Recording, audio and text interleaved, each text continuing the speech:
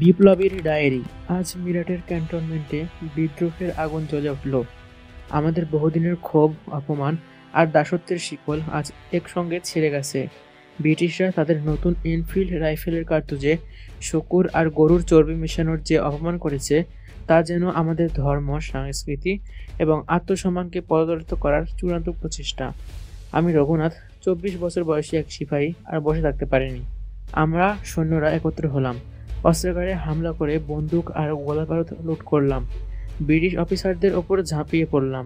আমাদের এই প্রতিরোধের শুরুতে আমরা প্রায় 80 জন সিপাহী প্রাণ দিয়েছি, কিন্তু মিরাট এখন স্বাধীন। এখান থেকে আমরা দিল্লির পথে যাত্রা করছি। দিল্লি। এখানে এসে আমরা মুঘল সম্রাট বাহাদুর শাহ জাফরকে আমাদের বিদ্রোহের প্রতীক হিসেবে ঘোষণা করেছি। সম্রাট বৃদ্ধ, কিন্তু তার উপস্থিতি আমাদের আত্মবিশ্বাস বাড়িয়েছে। দিল্লি এখন বিদ্রোহের প্রাণকেন্দ্র। সিপাহীরা একত্র হয়ে শহরের প্রতিটি কোণ থেকে ব্রিটিশদের বের করে দিচ্ছে। তবে আমি জানি ব্রিটিশরা শক্তিশালী, আর তাদের প্রতিশোধ ভয়ঙ্কর হবে। আমার ডায়েরি আমার একমাত্র সঙ্গী। এতে লিখে রাখছি সেই কথা যা ইতিহাস হয়তো ভুলে যাবে।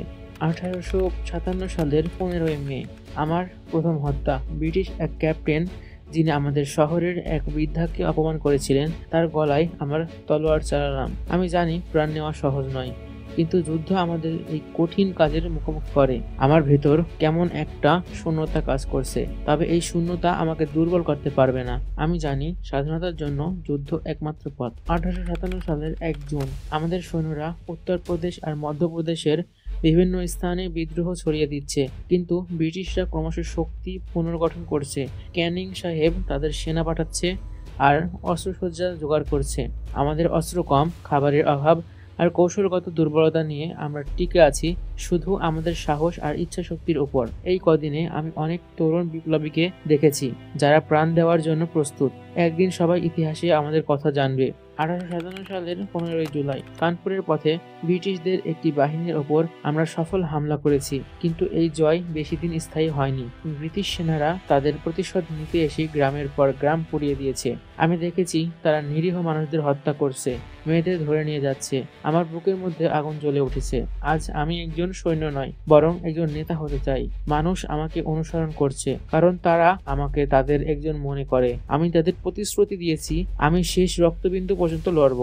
1857 সালের 20 আগস্ট আমাদের দলের মধ্যে বিশ্বাসঘাতকতা শুরু হয়েছে।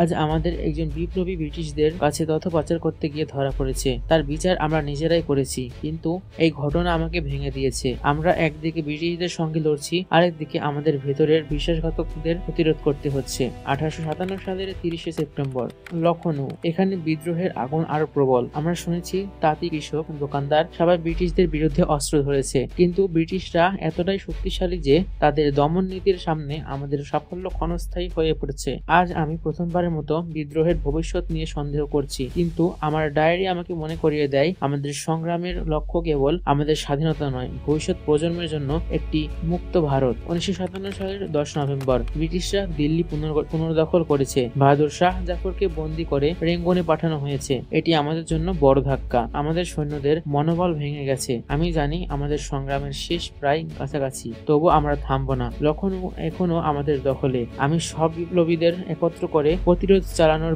চেষ্টা করছি, কিন্তু খাবার আর অস্ত্রের অভাব আমাদের দুর্বল করে দিচ্ছে। 1858 সালের 1 জানুয়ারি, বছরের শুরু, অথচ আমার মনে আনন্দ নেই। আমি আর আমার কয়েকজন সঙ্গী এখন জঙ্গলের ভেতরে আত্মগোপন করে আছি। ব্রিটিশ সেনারা গ্রাম শহর খুঁজে আমাদের ধরার চেষ্টা করছে। আমার ডায়েরির পাতাগুলো শেষ হয়ে আসছে, কিন্তু আমাদের লড়াইয়ের গল্প কি শেষ হবে? 1858 সালের 20 জানুয়ারি। আজ আমাদের দলের বেশিরভাগ সদস্য ধরা পড়েছে, তাদের ঝুলিয়ে দেওয়া হয়েছে। আমি পালিয়ে বেঁচে গিয়েছি, কিন্তু এই পালানোর মধ্যে কোনো সাহসিকতা নেই। আমার হাত পা শেকলে বাধা না থাকলেও আমি জানি এই বন্দিত্ব আমাদের সবার জন্য। এই ডায়েরির পাতাগুলোই এখন আমার একমাত্র সঙ্গী। যদি আমি বেঁচে যাই, এটি ইতিহাসের কাছে আমাদের কাহিনী পৌঁছে দেবে। 1858 সালের 10ই মার্চ আমাদের লড়াই প্রায় শেষ। বিদ্রোহ চাপা পড়ে গেছে। ব্রিটিশরা তাদের শাসন আরো কঠোর করেছে, কিন্তু আমি জানি আমাদের লড়াই বৃথা যায়নি। আমরা দেখিয়ে দিয়েছি ভারতীয়রা দাসত্ব মেনে নেবে না। আজ আমার এই ডায়েরি আমি বট গাছের নিচে লুকিয়ে রাখবো। হয়তো একদিন কেউ এটি খুঁজে পাবে, তখন তারা জানবে 1857 সালের সেই বিদ্রোহীদের কথা,